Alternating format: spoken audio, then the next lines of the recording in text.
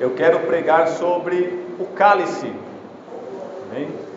Pegue aí as vossas Bíblias, abra em Zacarias, capítulo 9, versículo 15. Eu quero pregar sobre o cálice. Na Bíblia, meus irmãos, o cálice, em alguns textos, significa a ira, o julgamento de Deus. Em outros casos, o cálice significa o sofrimento imputado por Deus, o sofrimento do justo. E também nós temos o cálice significando a bênção de Deus. Nós temos o cálice significando a sorte, o destino. Nós temos o cálice significando uma união, uma comunhão. E nós temos o cálice significando o Novo Testamento, a nova aliança. Eu quero pregar sobre o cálice, e ao pregar essa mensagem sobre o cálice, que nós venhamos entender mais sobre o cálice do Senhor. Amém? Vamos começar com o Antigo Testamento em Zacarias capítulo 9, versículo 15. Grande Deus, nesta manhã foi feita a confraternização das mamães. Amém? Louvado seja Deus, que Deus abençoe as mães. Amém? Mas vamos aqui se concentrar na ceia do Senhor. Diz assim: o Senhor Todo-Poderoso protegerá o seu povo. Eles derrotarão os soldados inimigos e destruirão as suas armas. Beberão o sangue dos inimigos como se fosse vinho, e ficarão cheios como uma taça de vinho quando é derramado em cima do altar. Pode se assentar, meus irmãos. Fique à vontade em aplaudir ao Rei dos Reis, o Senhor dos Senhores.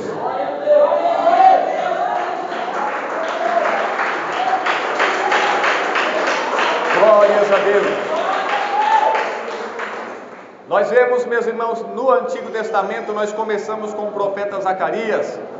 Aqui o cálice do Senhor, a taça do Senhor, o cálice do Senhor, é um grande massacre, é uma grande chacina, um genocídio, é uma vitória sobre o exército inimigo.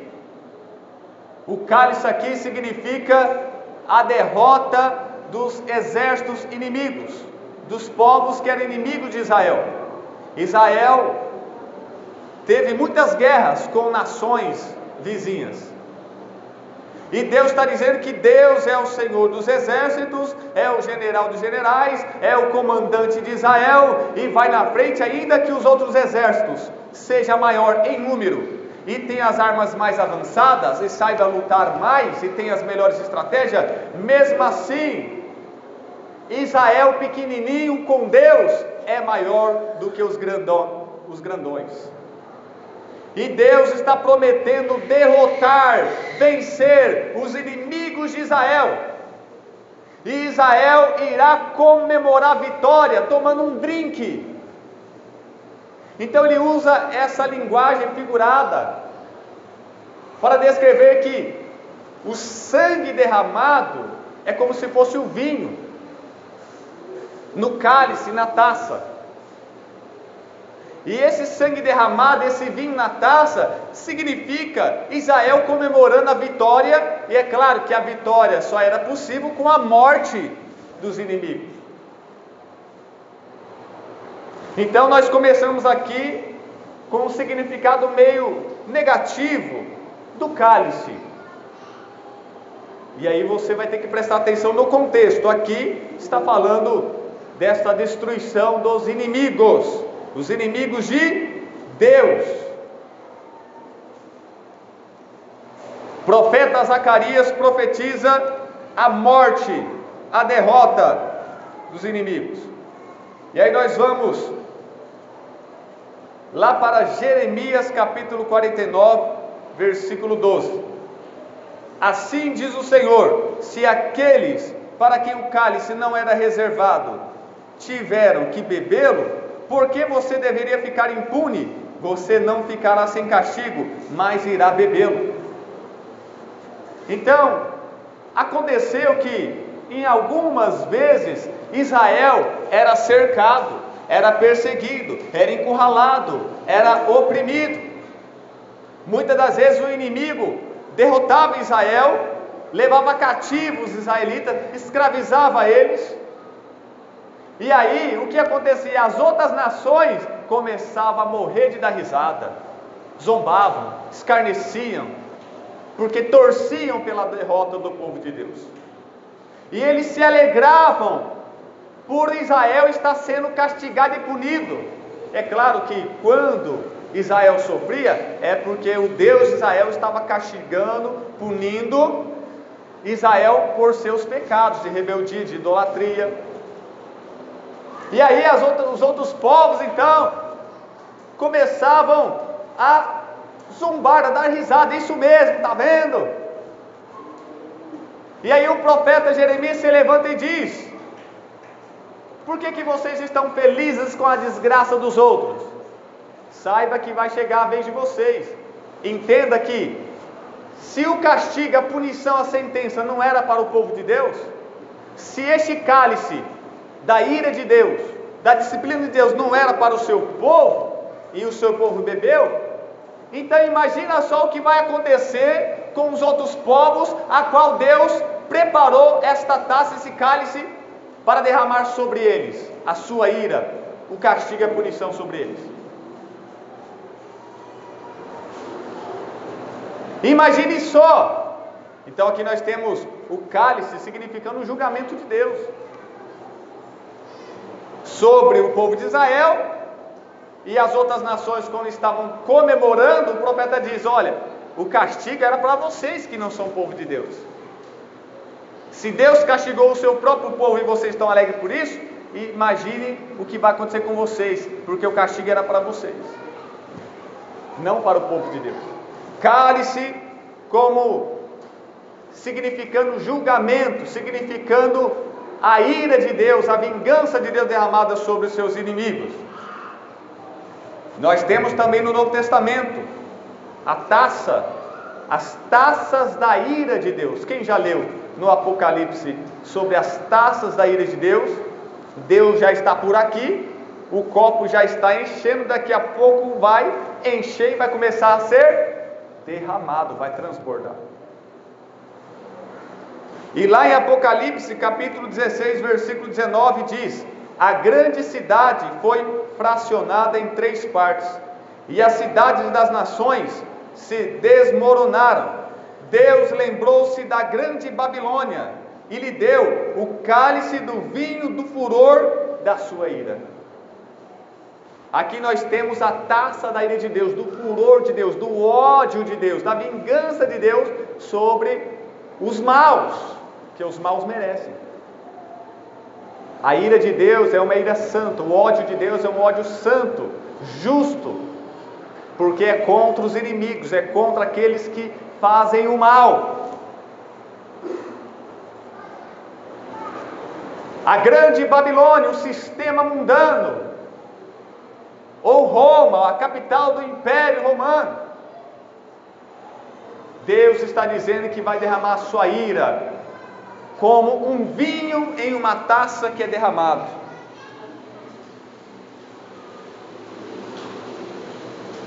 E naquela época, tanto no judaísmo, como no paganismo, como no cristianismo, se ofertava, é chamado de libação, oferta derramada, seja de azeite, seja de vinho, ou de outro líquido, ou de leite. Então se derramava como oferta ao Senhor, chamada libação. Os pagãos faziam isso, só que era para os deuses deles. Os judeus faziam isso para o Deus de Israel. E no cristianismo nós temos o cálice com vinho também, só que é para o Senhor Jesus. É o mesmo procedimento, quase igual, só que os pagãos para vários deuses, nós para o Deus verdadeiro, o único Deus. E assim, então, por isso que Deus usa essa linguagem de derramar o vinho, virar o cálice e derramar o vinho, como se ele estivesse derramando a sua ira. Louvado seja o nome do Senhor. Aqui, meus irmãos, é o cálice no Antigo Testamento, também no Novo, simbolizando a ira, a vitória sobre os inimigos e o julgamento de Deus. Mas no Antigo Testamento também, o cálice também tem um significado de bênção. Salmos capítulo 16 e versículo 5 diz assim: Senhor, Tu és a minha porção e o meu cálice, és Tu que garantes o meu futuro. Aqui, meus irmãos, significa, o salmista está querendo dizer o quê? Ele está querendo dizer que Deus é a minha porção, o meu cálice. Ele quer dizer que Deus é a sua herança, que Deus é a sua maior riqueza, que Deus é o seu maior tesouro. Assim como o povo de Israel, que herdou a terra de Canaã, e ali Deus dividiu aquele território geográfico para cada tribo. Quem já leu sobre isso? Cada tribo recebeu um pedaço de terra. Só que os levitas não receberam nenhuma porção de terra. E Deus disse para os levitas: eu sou a sua porção, eu sou a herança, eu sou a única coisa que vocês têm, levitas. Aleluia. Que lindo, meu Deus. Aleluia, Jesus. E nós cristãos somos os sacerdotes de Deus, os levitas de Deus. É por isso que nós não precisamos ficar presos a, Senhor, eu só quero dinheiro, eu só quero casa, eu só quero carro. Não, Deus está dizendo, olha, a parte material e física não é para vocês. Para vocês, eu sou a porção maior de vocês. Eu sou a melhor parte para vocês. Eu sou a fonte de toda riqueza para vocês. Aí o salmista que era um dos maiores, se não for o maior compositor, Davi vai dizer, ele entendendo tudo isso, ele vai dizer: Senhor, apesar de eu ser o maior rei, um dos maiores reis que Israel teve, ganhei muitas batalhas, aumentei o território, muitos amigos, muitos empregados, muitas mulheres, muito dinheiro, muita fama, Ele vai dizer: Senhor, eu não tenho outro bem além de Ti. O Senhor é o meu bem maior, é a maior riqueza que o homem pode ter. Aleluia, louvado seja Deus. Jesus é o seu maior tesouro, meu irmão? Jesus é a sua maior riqueza? É a sua porção maior? É o seu cálice? Louvado seja Deus. O seu interesse, o seu maior desejo, o seu maior interesse, a sua maior vontade é ter dinheiro ou ter Jesus?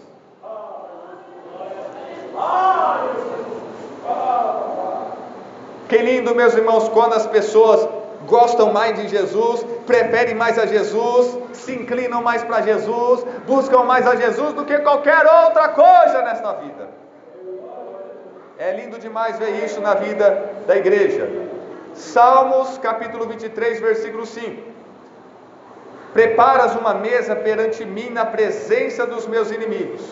Unges a minha cabeça com óleo e o meu cálice transborda. Louvado seja Deus.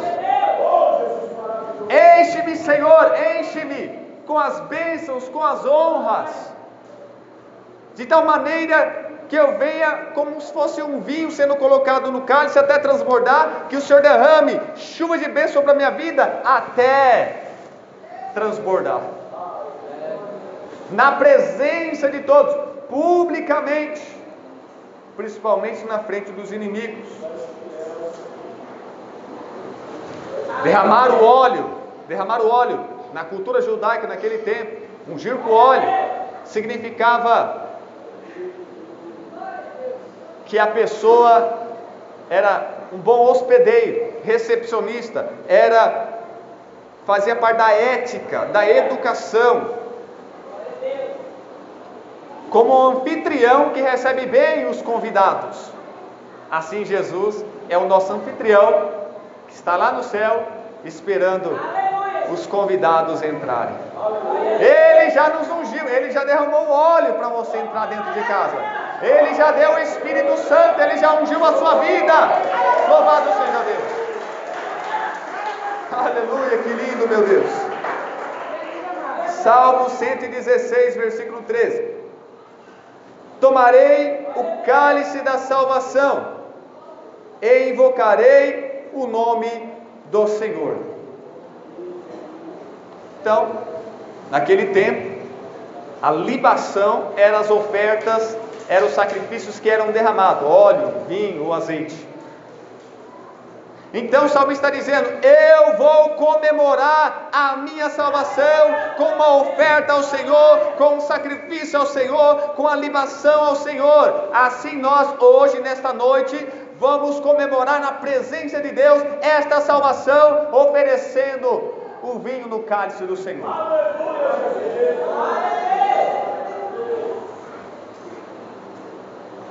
Uma vez, meus irmãos, eu vi uma pessoa bebendo cachaça e ele derramou um golinho no chão e falou que aquele pouquinho era com um capeta lá, que eu esqueci o nome.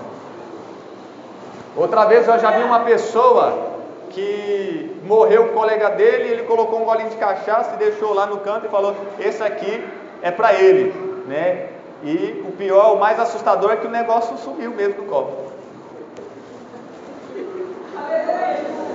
Então você vê que no paganismo tem essas coisas, no judaísmo tem, e na nossa fé também tem, só que é claro, é para o Deus único e verdadeiro, com outro significado. Louvado seja Deus. O salmista diz: eu vou me alegrar, vou invocar o nome do Senhor, vou cultuar o Senhor. Hoje é noite de você comemorar e celebrar a tua salvação. Deus não pede para você se matar, nem matar os seus animais que você tem, se você tiver, nem sacrificar o seu filho, como ele falou com Abraão. Ele apenas disse: celebrem a minha ceia, sacrificando, oferecendo para mim o pão e o vinho no cálice.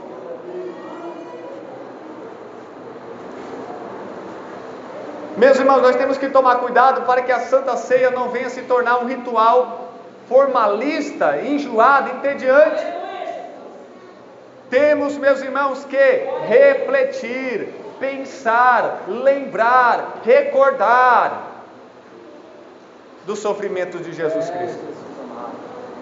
Temos que trazer no nosso coração sentimento e emoção. Temos que trazer na nossa mente o que Ele fez na nossa vida, desde o dia que você entregou a sua vida a Ele. Santa Ceia é para isso, para você examinar a sua vida, a sua história.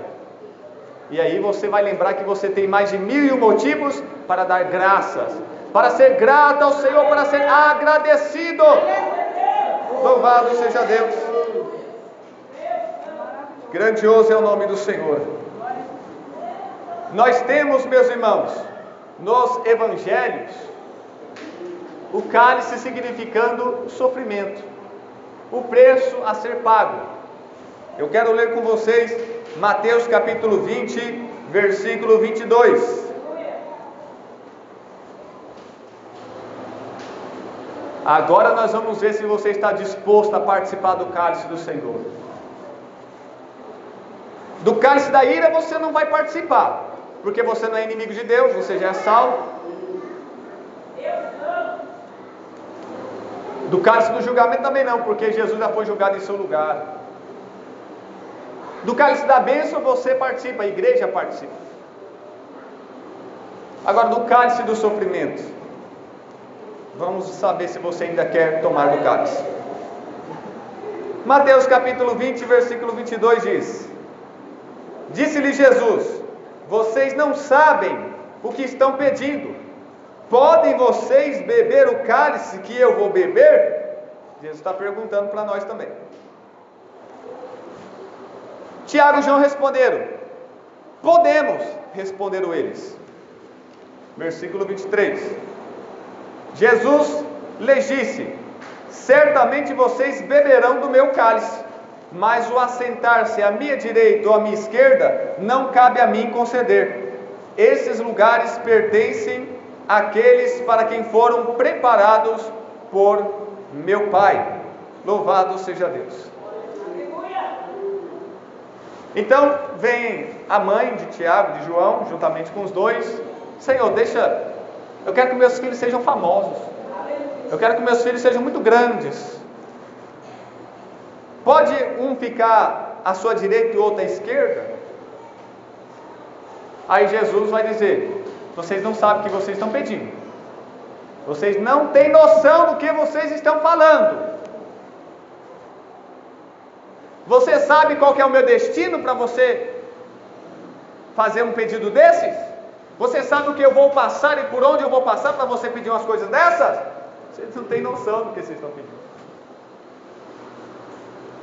Eu vou passar pelo caminho do Gólgota, eu vou subir no Monte Caveira. Vocês por acaso conhecem o meu destino para pedir uma coisa dessas? Vocês estão preparados? Vocês acham que vale a pena? E eles disseram: sim, Senhor, nós vamos beber o mesmo cálice do Senhor, nós vamos ter o mesmo destino que o Senhor. E o Senhor disse: é verdade, vocês vão beber do mesmo cálice do que eu, vocês vão passar pelas mesmas coisas do que eu, pelo mesmo caminho.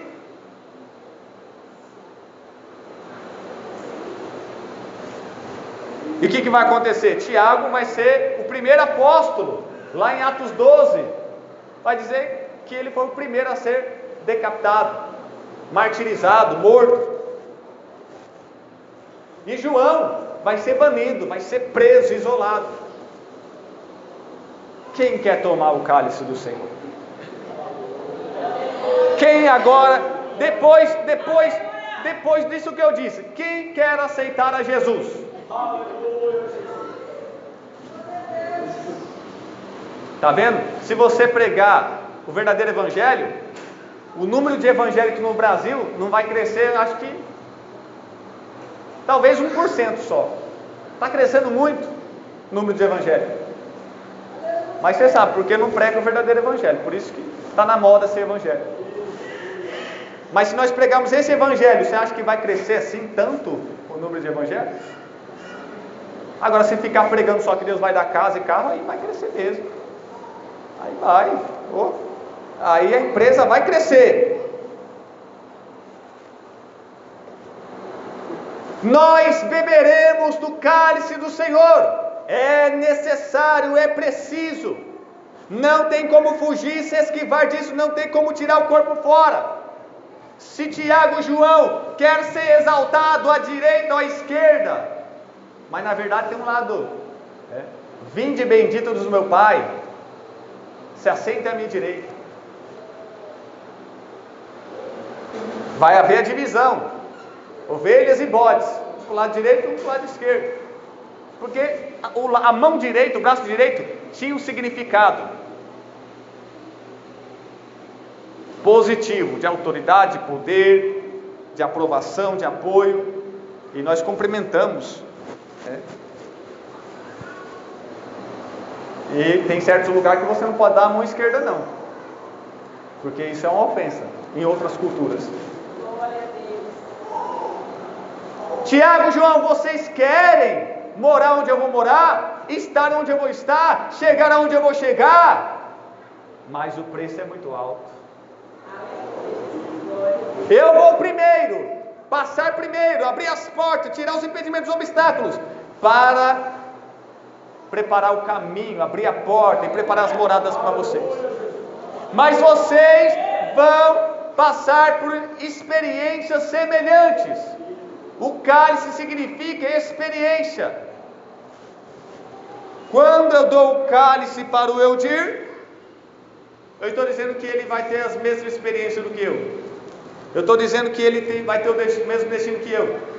Eu estou compartilhando e repartindo da minha vida com ele. Esse é o significado. Mas eu afirmo, Tiago e João, vocês vão ir para o céu, vocês vão ser exaltados por Deus. Mas para isso vocês têm que tomar o cálice que eu vou tomar. E vocês vão. Mas Jesus perguntou para certificar-se de que eles estavam conscientes disso. E eles estavam. Eles disseram: não, nós estamos prontos. Agora pergunta para você: você está consciente disso? Que como cristão, como igreja, você irá sofrer? Não sofrer pelo pecado, sofrer pelo nome de Jesus, pela verdade de Jesus, pelo evangelho de Jesus, pela santidade de Jesus.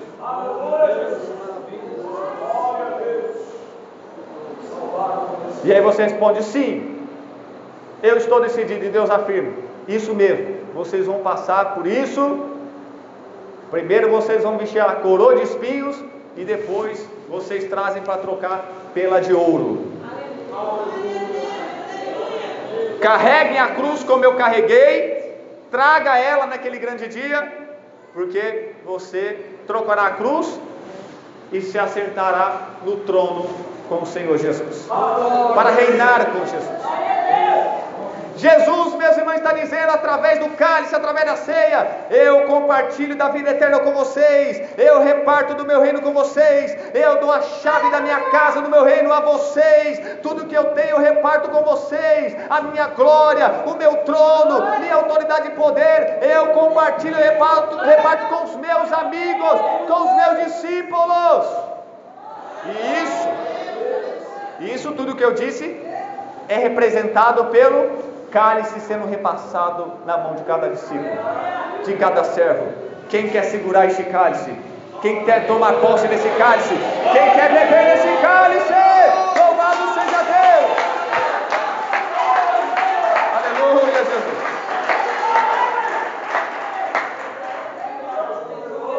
João capítulo 18, versículo 11.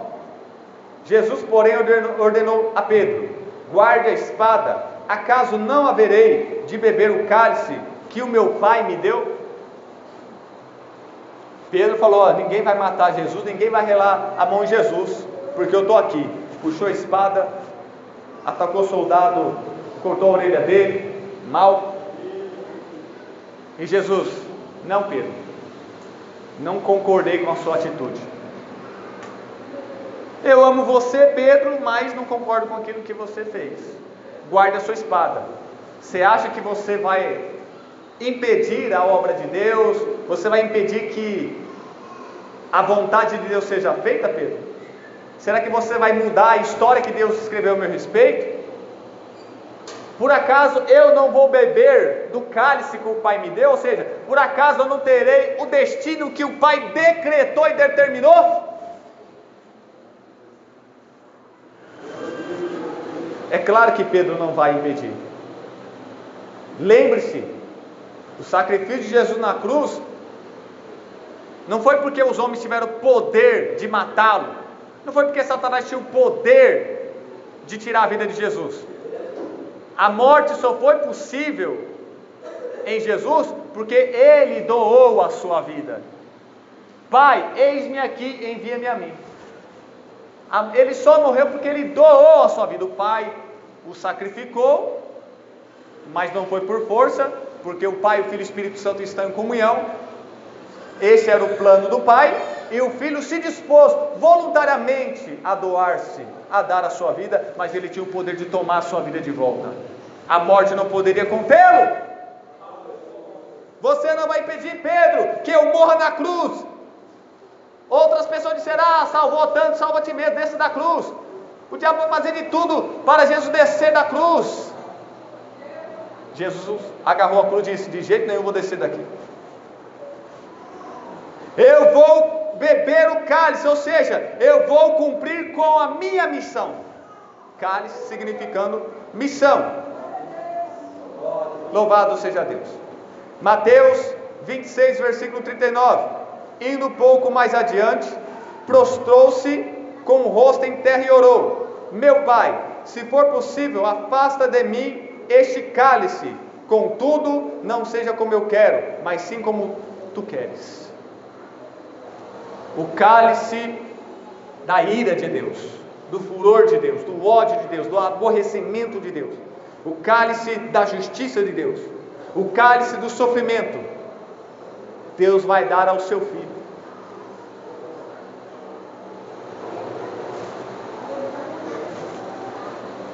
Jesus não merece isso. Ele era justo e inocente. Ele bebeu o cálice da ira de Deus completamente, totalmente. A taça da ira de Deus foi derramada naquela cruz sobre o seu filho, para que eu e você hoje viéssemos tomar o cálice da bênção do Senhor. Só é possível a nós hoje tomar do cálice da bênção, porque Jesus tomou o cálice da ira em nosso lugar. O cálice da bênção era para ele, e da ira era para nós. Mas ele trocou: me dá esse cálice, toma esse.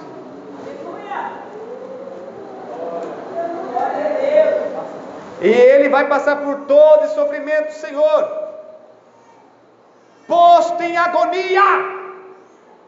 Ele orava mais intensamente ainda, mais profundamente. É assim com o crente também. Quando as coisas vão piorando, a dor vai aumentando, a aflição vai aumentando, os problemas vão aumentando, aí que o crente começa a orar mais intensamente ainda, mais profundamente ainda. E a partir do momento que ia chegando o tempo deles enfrentar a tortura, a crueldade, quanto mais se aproximava o tempo dele ser sacrificado naquela cruz, aquela morte terrível, mais ele se angustiava a ponto de sua gota de sangue. E ali estava a luta da carne de Jesus com o seu espírito. A sua carne pedia: Senhor, se for possível, não deixe isso acontecer comigo. Eu não quero sofrer, dói demais. É a fraqueza deste corpo. É a luta que todos nós temos, da carne com o espírito. Mas o espírito dele estava pronto. A carne, não que a carne dele era fraca, que ele era pecador, tinha natureza pecaminosa, mas o espírito dele estava pronto a ponto de dizer: que não seja feita a minha, mas a tua vontade, ó Pai. Lhe foi imposto esse cálice, para que você viesse levantar o cálice da sua vitória e comemorar a tua salvação, a tua herança, o teu destino ao céu, meus irmãos. Aleluia. Se alegre, comemore, renda-se ao Senhor, lhe dando graça. Aleluia, Jesus. Louvado seja Deus. 1 Coríntios capítulo 10, versículo 16. Agora nós vamos para a prática da nossa ceia. Agora nós vamos para a fase da igreja, já em 1 Coríntios 10, versículo 16. Agora nós estamos nas cartas, na primeira carta aos Coríntios, o apóstolo Paulo escrevendo à igreja, já na época da igreja, depois dos evangelhos, depois da morte e ressurreição de Jesus. E agora nos vem a prática da ceia, seu significado também. Diz assim: não é verdade que o cálice da bênção que abençoamos é uma participação no sangue de Cristo? E que o pão que partimos é uma participação no corpo de Cristo? Pula lá para o versículo 21. Vocês não podem beber do cálice do Senhor e do cálice dos demônios. Não podem participar da mesa do Senhor e da mesa dos demônios. Então, nas religiões pagãs, eles ofertavam pão, vinho, numa taça, na mesa, derramavam no altar como libação para vários deuses. Festas que eram para vários deuses, ofertas, sacrifícios de alimentos que eram para vários deuses. Os pagãos faziam isso, os religiosos faziam isso. E no judaísmo, os judeus também faziam a libação. as ofertas líquidas. E no cristianismo, aquilo que era no judaísmo, no cristianismo vai ter algumas diferenças e um significado novo. Então, o alimento que nós consagramos a Deus, né, quando você vai almoçar, jantar, comer alguma coisa na rua, você dá: Senhor, eu te dou graças por esse lanche, né, por esse almoço, eu te dou graças. Você está consagrando a Deus, em nome de Jesus, na oração, pelo poder do Espírito Santo que está em você. Você consagrou o alimento, você entende que é Deus provendo a você e que vem de Deus. Não importa a empresa do capeta, se é a marca do carro, não importa, você deu graças ao Senhor. Que é a Coca-Cola do diabo, mas se você comprou com o seu dinheiro e não ficou procurando saber dessas coisas e deu graças, você entende que aquilo você está, como diz a Bíblia, quer comer, quer beber, eles fazem tudo para a glória de Deus. Se alguém bebe para o diabo, problema dele, nós bebemos para Deus. Se alguém come para o diabo, problema dele, nós comemos para Deus. Eles comem pão para o diabo, eu vou deixar de comer pão porque alguém come para o diabo? Ele que come para o diabo, eu que como para Deus. Tudo é impuro para o impuro, mas tudo é puro para os puros. Tem esse discernimento. Então vocês, coríntios, que veio dessa idolatria toda, desse panteão de deuses da Grécia, vocês não podem participar de festas pagãs, a qual os alimentos e as bebidas que estão a festa, a comida e a bebida, tudo ali, todo aquele ambiente, todas as coisas, objetos móveis, tudo ali é feito para um Deus, é consagrado para um ídolo. Quando você se envolve e participa disso, você está participando das coisas dos demônios, porque por detrás daquele Deus, daquele suposto Deus, por detrás daquele ídolo, na verdade é um demônio que está recebendo a adoração e sacrifício. Aqui nós consagramos para Jesus. Lá na festa junina consagra São Pedro, Santo Antônio, São João. Então, se você participa de lá, é para esses ídolos, para esses pseudo-santos que você está sacrificando, ofertando. E na verdade por detrás deles estão os demônios e não Deus.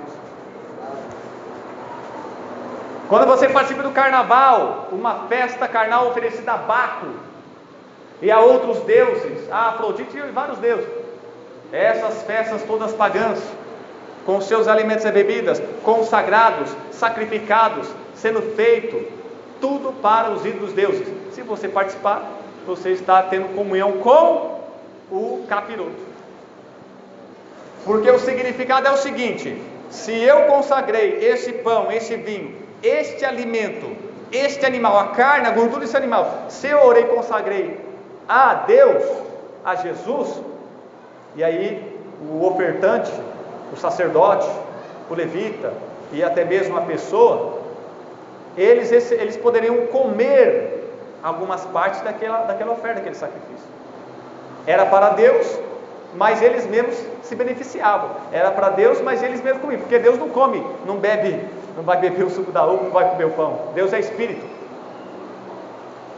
Mas era ofertado a Deus, e quando o adorador comia o pão, bebia o vinho, comia a carne, comia a gordura, ele estava se unindo a Deus. Ele estava entrando numa comunhão com Deus. Assim, quando as pessoas lá de Corinto, do dia de hoje, comem os alimentos, bebem essas bebidas, vão a essas festas, eles estão se unindo com os demônios, espiritualmente falando, tendo comunhão, estando de acordo com toda aquela idolatria e paganismo. E aí ele diz: vocês não podem participar dessas festas, dessas idolatrias, desse paganismo, comer e beber esses alimentos por causa da procedência, e depois vir aqui na igreja e querer tomar ceia. Vocês não podem ficar lá assistindo porcaria, ouvindo porcaria, fazendo coisa errada, tendo união e comunhão com o diabo, e depois chegar aqui na igreja querendo pregar, cantar e tomar ceia e fazer e acontecer. Não pode, é errado. Este é o cálice da bênção que nós abençoamos. É o cálice que nós consagramos, o vinho que nós consagramos, o pão que nós consagramos. Agora, muitas coisas que vêm dos ímpios, dos pagãos, são consagradas aos demônios. Não estou falando que tudo é, algumas coisas são. Então, participar da ceia significa, religiosamente, espiritualmente, nós estamos se unindo com o Senhor, comendo esse sacrifício, comendo essa oferta consagrada a Deus. Pela fé nós se unimos a Deus. Aí nós vamos lá, eu já estou encerrando, para o texto mais conhecido da ceia, 1 Coríntios 11, versículo 25 ao 28. Semelhantemente, também depois de cear, tomou o cálice, dizendo: este cálice é o novo testamento no meu sangue.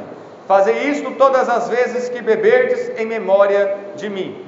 Porque todas as vezes que comerdes este pão e beberdes este cálice, anunciai a morte do Senhor até que ele venha.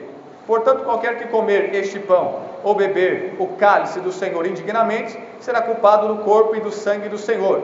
Examine-se, pois, o homem a si mesmo, e assim coma deste pão e beba deste cálice.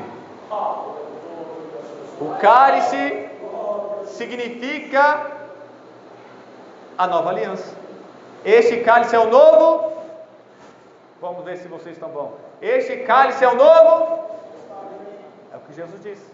Este cálice simboliza, representa a nova aliança, o novo testamento, o novo pacto, que é feito no meu sangue. O vinho significa o sangue, o cálice, o Novo Testamento, e o vinho é o sangue. Então, cálice e vinho significa que nós fizemos uma aliança com Deus, um pacto com Deus.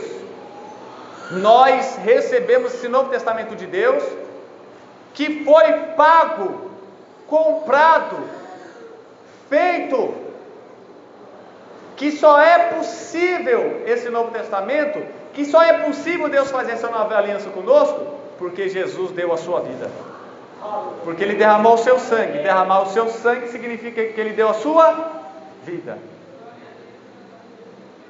Glória a Deus. Este cálice é o Novo Testamento no meu sangue. Esta salvação só é possível porque eu dei a minha vida. Quem está entendendo? Amém. Vocês só podem ser salvos, só são salvos porque eu dei a minha vida na cruz. Isso significa o cálice e o vinho. Amém? Amém. Louvado seja Deus. E pode exaltar. A tua salvação custou a vida dele, custou o sangue dele. Esta nova aliança, o Novo Testamento, essa herança foi pago um alto preço, foi o pago preço do seu sangue, da sua vida. Ele se doou, ele se ofertou, ele foi sacrificado, Jesus foi morto para você ser perdoado.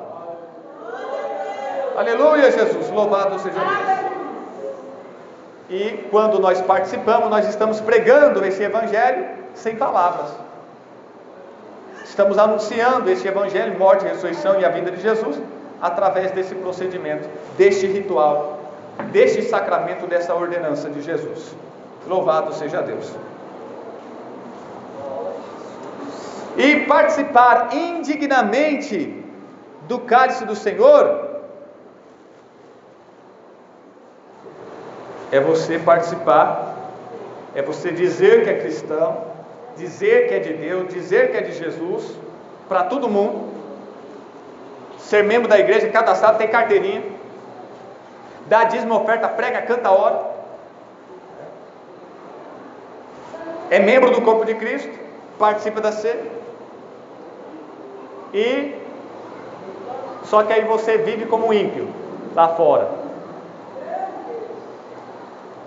A sua vida mostra que na verdade você só é crente na igreja, lá fora não. Então você é indigno de ser um cristão, de ser igreja, de ser chamado evangelho. Participar do cálice do Senhor é quando eu digo que eu estou dentro da nova aliança, que eu tenho aliança com Deus. Só que se eu não vivo, não pratico os mandamentos dessa aliança, então na verdade eu não estou de acordo com a aliança. Eu só estou de acordo com a aliança quando eu obedeço a aliança, que tem mandamentos, tem doutrina. Então quando eu não concordo com a doutrina do Novo Testamento, mas mesmo assim eu quero ser chamado de cristão, você é indigno. As pessoas têm que olhar para essas pessoas e dizer: você não é crente coisa nenhuma, você é indigno. É isso que significa esse texto. A sua vida está de acordo com a doutrina do Novo Testamento? Se você não concorda, se você não aceita, então você está participando indignamente do corpo, da ceia, do cálice, do pão, da carne, da aliança de Jesus. Louvado seja Deus. Marcos 14, 23. Em seguida tomou o cálice, deu graça, ofereceu aos discípulos e todos beberam. Ao dar graças pelo cálice, meus irmãos, nós estamos agradecendo por esta salvação. Ao levantar o cálice, tchim, tchim, nós estamos com muita alegria comemorando o perdão que Ele nos deu, com a consciência de que custou muito caro. Se alegrar não porque foi uma graça barata, mas se alegrar com muito temor e gratidão. Eu encerro com Filipenses 1:29. Pois Deus concedeu a vocês não só a graça de acreditar em Cristo, mas também de sofrer por Ele. Este é o cálice da comunhão, este é o cálice da bênção. Participar dos sofrimentos e da salvação em Jesus. Que Deus abençoe.